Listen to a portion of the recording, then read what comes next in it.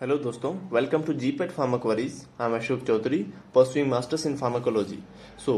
दोस्तों, इस वीडियो में हम हिस्टामिन की फुली डिटेल्ड और डीप में स्टडी करने वाले हैं।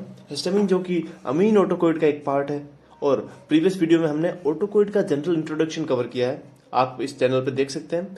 चूंकि हमने पूरा डिटेल और नोट स्टडी करने वाले हैं, तो इस वीडियो क्वाइट लॉन्ग हो सकता है। So let us start. So shall we start and here we go. Histamine. Histamine क्या होता है? हिस्टामिन होता है एक ऑटोकोइड, एक लोकल हार्मोन जो कि बॉडी में लोकली रिलीज होता है, वहीं पे बनता है, वहीं से रिलीज होता है और वहीं पे अपना एक्शन करता है, इसलिए इसको कहते हैं लोकल हार्मोन या ऑटोकोइड। हिस्टामिन का केमिकल नाम होता है बीटा इमिडाजोलाइल इथाइलामीन। यस, केमिकल नाम क्या होता है? बीटा इमिडाजोलाइल इथाइलामीन। और हिस्टामिन के वर्ड का मतलब क्या है? तो अपन टिश्यू की जो भी स्टडी करते हैं, study about tissue called histology, है ना। हिस्टोलॉजी कहते हैं टिश्यू स्टडी को। तो हिस्टा का मतलब हो गया टिश्यू और अमीन का मतलब हो गया केमिस्ट्री में अमीन। तो हिस्टामिन को हम ऑल्सो कॉल्ड एज टिश्यू अमीन। यस। अब देखते हैं कि हिस्टामिन प्रेजेंट कहाँ होता है, अवेलेबिलिटी ऑफ हिस्टामिन। तो एक होता है मास्ट सेल में प्रेजेंट होता है सबसे। तो मास्ट सेल कहाँ कहाँ होती है? स्किन में होती है, किडनी में होती है, लंग्स में, लीवर में, गैस्ट्रिक एंड इंटेस्टाइनल म्यूकोसा में मास्ट सेल होती है अपनी। और नॉन मास्ट सेल में भी हिस्टामिन होता है, जो कि ब्रेन और एपिडर्मिस में, जहाँ पे मास्ट सेल नहीं होती लेकिन हिस्टामिन होता है। किसमें? ब्रेन में। अब साइंटिस्ट डाले था जिसने हिस्टामिन को फर्स्टली डिस्क्राइब किया था। Histamine present in animal tissue and plant stinging nettle have good amount of histamine. Histamine animal tissue में भी प्रेजेंट होता है, लेकिन एक स्टेंगिंग नेटल नाम का एक प्लांट होता है जिसमें अच्छे अमाउंट में हिस्टामिन पाया जाता है। यस। अब पढ़ते हैं synthesis and destruction of histamine. Histamine बनता कैसे? तो सबसे पहले हिस्टामिन एक लोकल हार्मोन है, ऑटोकोइड है। ऑटोकोइड में 3 टाइप है, लेकिन हिस्टामिन कौन से टाइप का है? अमीन ऑटोकोइड। अमीन मतलब कोई एमिनो एसिड से बनेगा, तो हिस्टिडीन नाम के एमिनो एसिड से हिस्टामिन बनता है। डी कार्बोक्सिलेज हो, हिस्टिडीन का डी कार्बोक्सिलेशन हुआ और हिस्टामिन बना। और डिग्रेडेशन कैसे होगा? ऑक्सीडेशन या रिडक्शन से हिस्टामिन का डिग्रेडेशन हो जाता है। देखिए, इसे एन मिथाइल ट्रांसफरेज से एन मिथाइल हिस्टामिन बन गया हिस्टामिन का, तो ये डिग्रेड हो गया। और डाई अमीन ऑक्सीडेज से इमिडाजोल एसिटिक एसिड बन गया, मतलब ये डिग्रेड हो गया। ठीक है। Histamine synthesize locally from amino acid histidine and degrade rapidly by oxidation and methylation.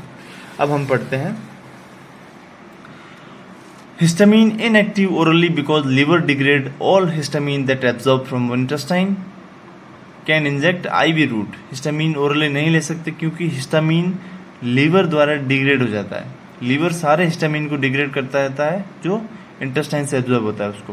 तो हिस्टामिन को कैसे ले सकते हैं हम? आईवी ले सकते हैं, सबक्यूटेनियस ले सकते हैं। ठीक है। हिस्टामिन रिसेप्टर कौन कौन से होते हैं? अब रिसेप्टर्स में 4 टाइप के रिसेप्टर होते हैं, H1, H2, H3 और H4। और ये चारों टाइप के रिसेप्टर जी प्रोटीन कपल रिसेप्टर के मैकेनिज्म से काम करते हैं। ओके। सबसे पहले अपन पढ़ते हैं H1 रिसेप्टर, हिस्टामिन 1 रिसेप्टर। इसकी लोकेशन कौन सी है और इसके एक्शन क्या है? हिस्टामिन H1 कहाँ पाया जाता है? सबसे पहले H1 पाया जाता है स्मूथ मसल में, जैसे इंटेस्टाइन है, एयरवे, यूट्रस, ये सारी स्मूथ मसल्स है अपनी बॉडी की। स्मूथ मसल्स में हिस्टामिन करता है कॉन्ट्रैक्शन। अगर H1 रिसेप्टर पे हिस्टामिन बाइंड हुआ तो वो अपना एक्शन करेगा स्मूथ मसल्स में कॉन्ट्रैक्शन। और दूसरा ब्लड वेसल्स में H1 होता है। ब्लड वेसल्स में क्या करेगा? ये EDRF, endothelium dependent relaxing factor, nitric oxide का रिलीज करेगा। और नाइट्रिक ऑक्साइड क्या करता है? जो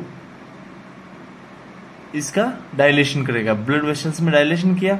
और एफरेंट नर्व एंडिंग जिसमें स्टिमुलेशन करता है, एड्रिनल मेड्यूला में क्या करेगा? रिलीज ऑफ कैटेकोलामाइंस को बढ़ा देगा। जो भी एड्रिनलिन है, नो एड्रिनलिन है, कैटेकोलामाइंस का रिलीज को बढ़ा देता है। ओके। तो H1 रिसेप्टर्स कहाँ कहाँ पाया जाता है? Smooth muscles, blood vessels, afferent nerve ending and adrenal medulla. Smooth muscles में कॉन्ट्रैक्शन करता है, ब्लड वेसल्स में डायलेशन करता है, एफरेंट नर्व एंडिंग में स्टिमुलेशन करता है और एड्रिनल मेड्यूला में रिलीज ऑफ कैटेकोलामाइंस। ओके। अब आया H2 रिसेप्टर्स। H2 रिसेप्टर्स कहाँ प्रेजेंट होता है? सबसे ज्यादा H2 रिसेप्टर होता है गैस्ट्रिक ग्लैंड में।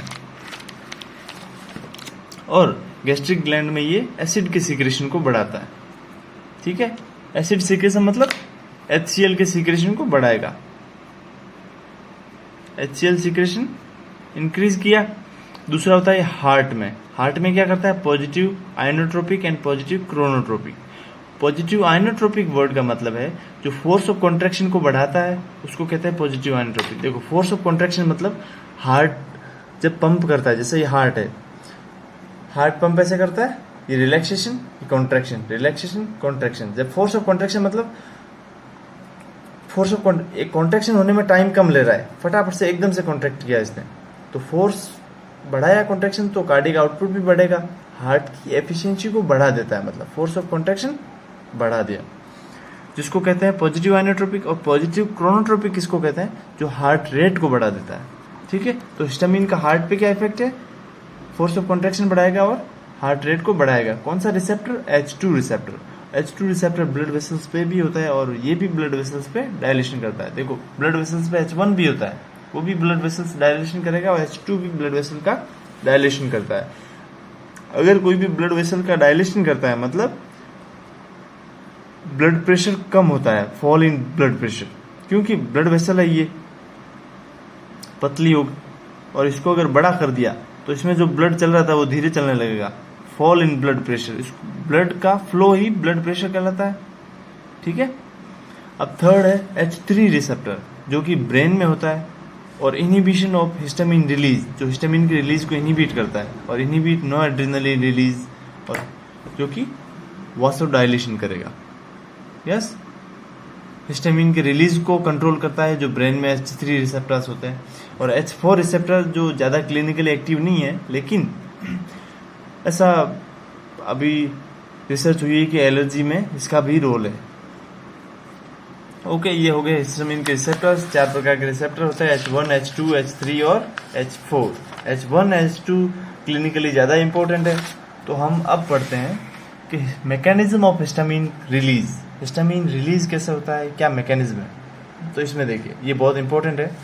सबसे पहले देखो, व्हेन एनी ड्रग मॉलिक्यूल और antigen enters in your body by any route, तो अपन फॉर एग्जांपल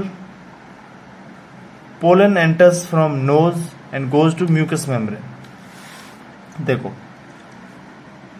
नाक है ये, नोज, इसमें से कोई भी पोलन, कोई भी धूल का कण है, यहाँ से एंटर किया और नाक की जो म्यूकस मेम्ब्रेन होती है पीछे की, वहां पे गया। तो देखो, म्यूकस मेम्ब्रेन के जस्ट पास में मास्ट सेल होती है, ये म्यूकस मेम्ब्रेन और ये मास्ट सेल है ना, और मास्ट सेल के सरफेस पे IgE एंटीबॉडी होती है। IgE जो एलर्जिक रिएक्शन के लिए रिस्पॉन्सिबल होती है, आपने सुना होगा IgE एंटीबॉडी। यस, जब कोई भी पोलन म्यूकस मेम्ब्रेन से एंटर किया इसने और IgE एंटीबॉडी को एक्टिवेट कर दिया। Getting my point? ठीक है, डायरेक्टली कॉन्टेक्ट किया IgE एंटीबॉडी के साथ, एंड ये क्या करेगा, मास्ट सेल की सरफेस पे होती है और एंटीजन और एंटीबॉडी का कॉम्प्लेक्स बनाएगी। एंटीजन IgE और ये एंटीजन, ठीक है, एंटीजन और एंटीबॉडी का कॉम्प्लेक्स बना, IgE और AG का एंटीजन एंटीबॉडी कॉम्प्लेक्स बना। और इसके बाद क्या होगा, एंटीजन एंटीबॉडी कॉम्प्लेक्स जो एक्टिवेट करता है टायरोसिन प्रोटीन काइनेज को। इसने किसको एक्टिवेट किया, टायरोसिन प्रोटीन काइनेज। और टायरोसिन प्रोटीन काइनेज फॉस्फोराइलेट्स करता है, फॉस्फोराइलेट्स करके ये फॉस्फोलाइपेज C को एक्टिवेट करता है। और फॉस्फोलाइपेज C क्या करता है, PIP2 को IP3 में कन्वर्ट करेगा। किससे, हाइड्रोलाइसिस से। PIP2 को IP3 आइनोसिटोल ट्राइफॉस्फेट में कन्वर्ट करेगा। और G प्रोटीन कपल रिसेप्टर का मैकेनिज्म है IP3 के द्वारा क्या करता है, ये कैल्शियम के चैनल को ओपन करके कैल्शियम की इंट्रासेल्यूलर में प्रेजेंस बढ़ा देता है।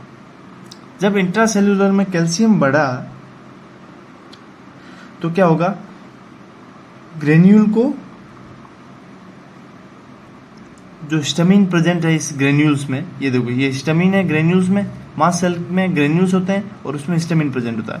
हिस्टामिन जो ग्रेन्यूल्स में प्रेजेंट है उसको फ्यूज करके किसके साथ, मास्ट सेल के जस्ट नीचे ही ये प्लाज्मा मेम्ब्रेन होती है, यहाँ ब्लड ही है, इसके साथ फ्यूज करके और एक्सोसाइटोसिस करेगा।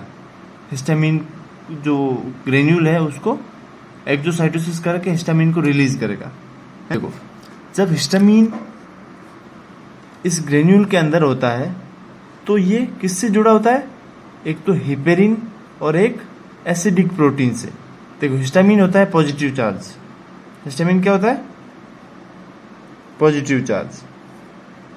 तो नेगेटिव चार्ज के साथ जुड़ के बंधा हुआ होता है। हिस्टामिन पॉजिटिव प्लस नेगेटिव कौन सा? हिपेरिन और एसिडिक प्रोटीन। तो जब ये बंधा हुआ है तो अपना एक्शन नहीं कर सकता, तो इसके लिए क्या करना पड़ेगा? सोडियम और कैल्शियम, जहां हिस्टामिन था पॉजिटिव वहां सोडियम और कैल्शियम जुड़ जाएंगे और हिस्टामिन रिलीज हो जाएगा।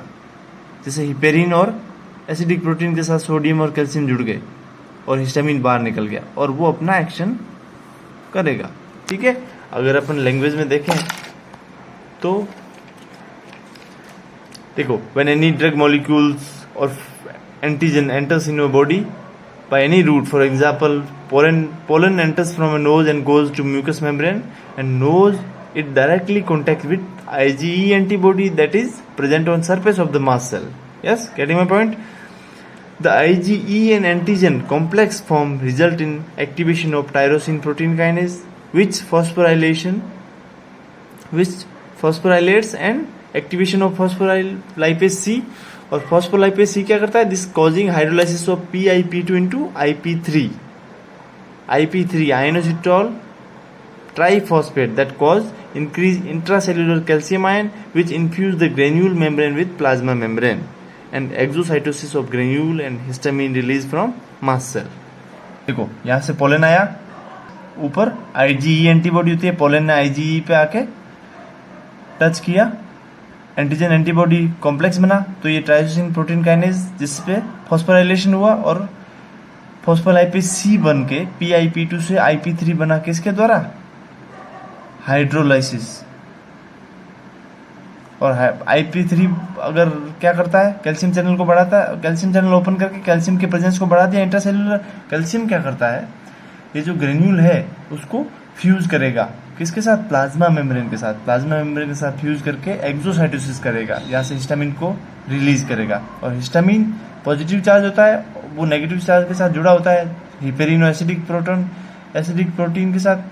इसको अलग करने के लिए सोडियम और कैल्शियम इसके साथ जुड़ जाते हैं और हिस्टामिन अलग हो जाता है और वो अपना एक्शन करता है। ओके, अब हिस्टामिन के फार्माकोलॉजिकल एक्शन क्या क्या है वो देखते हैं।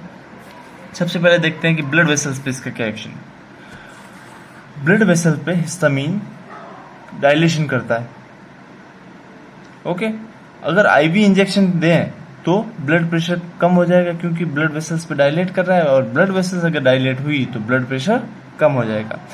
Slow and little contraction in large arteries and veins. और जो देखो, ब्लड वेसल्स का तो डायलेशन करता है, लेकिन लार्ज जो आर्टरीज होती है उनमें ये थोड़ा बहुत कॉन्ट्रैक्शन भी करता है, लेकिन इसका प्रोमिनेंट और जो ओवरऑल इफेक्ट देखे तो डायलेशन ही है और फॉल इन बीपी है। Okay, histamine inject intradermal cause triple response. अगर इसको इंट्राडर्मल दिया जाए तो ये ट्रिपल रेस्पॉन्स करता है। जैसे कि सबसे फर्स्ट रेस्पॉन्स है इसका red spot due to intense capillary dilation. देखो, सबसे पहले अगर हिस्टामिन को इंट्राडर्मल दिया जाता है तो रेड स्पॉट हो जाता है एक ऐसा। उसके बाद होता है व्हील, फिर होता है फ्लेयर। व्हील मतलब फ्लूइड एक्सुडेशन, थोड़ा सा फ्लूइड बाहर आता है ना, कैपिलरी से। और थर्ड है फ्लेयर। फ्लेयर में मतलब पूरी रेडनेस हो जाती है सराउंडिंग में ड्यू टू आर्टरी डायलेशन। देखो, तो हिस्टामिन की ट्रिपल रेस्पॉन्स बहुत इंपॉर्टेंट है, कई बार पूछ लेते हैं। तो फर्स्ट में red spot, wheal and flare. Red spot कैसा है, व्हील कैसा हो रहा है और फ्लेयर, सराउंडिंग में रेडनेस हो जाएगी और आर्टरियल डायलेशन होता है। ओके, दूसरा हिस्टामिन का हार्ट पे क्या इफेक्ट होता है। हार्ट पे कौन सा रिसेप्टर होता है हिस्टामिन का? H2 receptor. तो direct effect on heart is not prominent.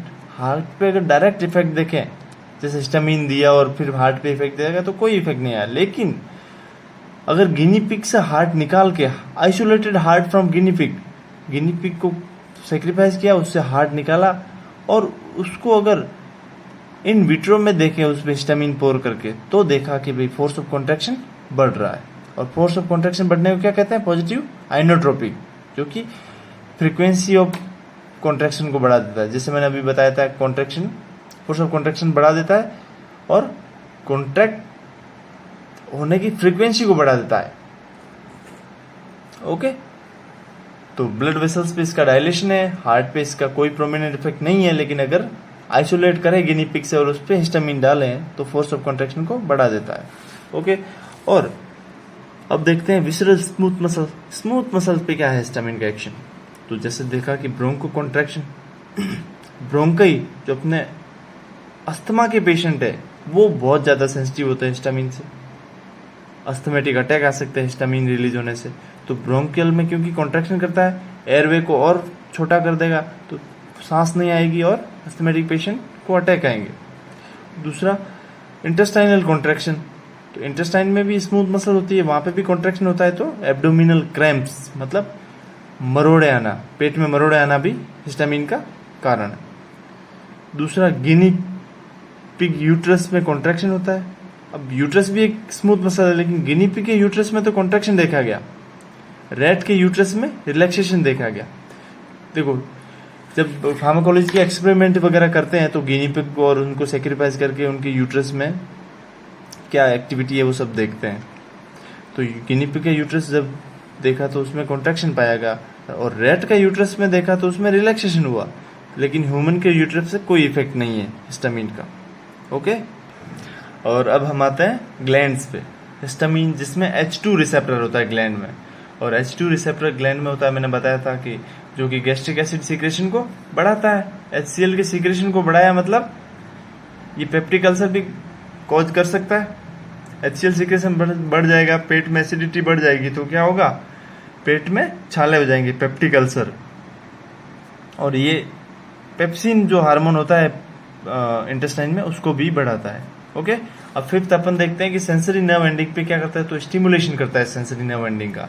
अगर सेंसेशन का स्टिमुलेशन करेगा तो ईचिंग या पेन भी हो सकता है। ईचिंग मतलब खुजली होना, सेंसरी नर्व एंडिंग पे स्टिमुलेशन करेगा और ईचिंग और पेन होगा। अब 6 नंबर पढ़ते हैं ऑटोनोमिक गैंग्लिया और एड्रिनल मेडुला। जो एड्रिनल मेडुला से एड्रेनलिन रिलीज होता है उसका भी स्टिमुलेशन करता है और रिलीज ऑफ एड्रेनलिन को बढ़ा देता है। अगर एड्रेनलिन बढ़ा तो क्या होगा? Secondary rise in BP, adrenaline की टेंडेंसी होती है वो ब्लड प्रेशर को बढ़ा देता है। अगर हिस्टामिन एड्रेनल मेडुला पे बाइंड होता है और इसको स्टिमुलेट करता है तो हो सकता है वो एड्रेनलिन को रिलीज करा दे और ब्लड प्रेशर को बढ़ा दे। लेकिन हिस्टामिन का ओवरऑल इफेक्ट क्या है? ब्लड प्रेशर को कम करना। ओके, अब सीएनएस पे देखते हैं। देखो, वैसे तो हिस्टामिन ब्लड ब्रेन बैरियर को क्रॉस नहीं करता है तो सीएनएस पे कोई इफेक्ट नहीं है, लेकिन अगर डायरेक्ट ब्रेन में ही इंजेक्ट किया जाए, डायरेक्ट सीएनएस में ही इंजेक्ट किया जाए तो क्या एक्शन आएगा? एक तो अवेकनिंग एक्शन आता है, मतलब अपने को जगाए रखता है, नींद नहीं आती है। ओके, और दूसरा क्या है? सप्रेस एपेटाइट, भूख नहीं लगती है। तीसरा वॉमिटिंग, और एंटी डायरेटिक हार्मोन को बढ़ा देता है, ब्लड प्रेशर को भी बढ़ा देता है। देखो, इसलिए अवेकनिंग एक्शन है हिस्टामिन का, तो एंटी हिस्टामिनिक जो ड्रग लेते हैं वो क्या करेंगे? हिस्टामिन से नींद नहीं आती है, और एंटी हिस्टामिनिक से अगर ड्रग लिया तो वो नींद आएगी, तो उससे सेडेशन उसका साइड इफेक्ट्स होता है। और एपेटाइट को सप्रेस करता है, मतलब भूख नहीं लगने देता है, तो भूख लगने की दवाई में ही एंटी हिस्टामिनिक ड्रग होती है। मैं एम्फेटामिन जो अपन एंटी हिस्टामिनिक ड्रग लेते हैं जिससे भूख ज़्यादा लगती है। ओके, अब देखते हैं हिस्टामिन के pathological roles of histamine. Histamine के पैथोलॉजिकल क्या क्या रोल है? तो जिसमें सबसे पहले तो गैस्ट्रिक एसिड सीक्रेशन जो वाया एक्टिवेट प्रोटॉन पंप, जो कि हाइड्रोजन पोटेशियम एटीपेज पंप को एक्टिवेट करता है और gastric acid secretion HCl secretion को बढ़ा देता है, जो कि हो सकता है गैस्ट्रिक अल्सर भी कॉज करे। दूसरा है एलर्जिक फिनोमिना में हिस्टामिन रिलीज होता है। देखो, हमने बहुत बार देखा होगा कि एलर्जी में histamine is responsible for allergic reaction cause urticaria, hay fever and anaphylactic shock. अब देखो, अर्टिकेरिया क्या होता है? जो कि लोकली रिलीज हिस्टामिन, जैसे रेडनेस है, वासोडाइलेशन है। मधुमक्खी ने डंक मारा तो वहां पे क्या होता है? हिस्टामिन रिलीज हो जाता है। बाहर से एंटीजन आया और स्किन में मास्ट सेल होती है, तो एंटीजन आते हैं, एंटीबॉडी के रूप में हिस्टामिन को रिलीज किया, हिस्टामिन फाइट करेगा, उससे क्या होगा, वासोडाइलेशन।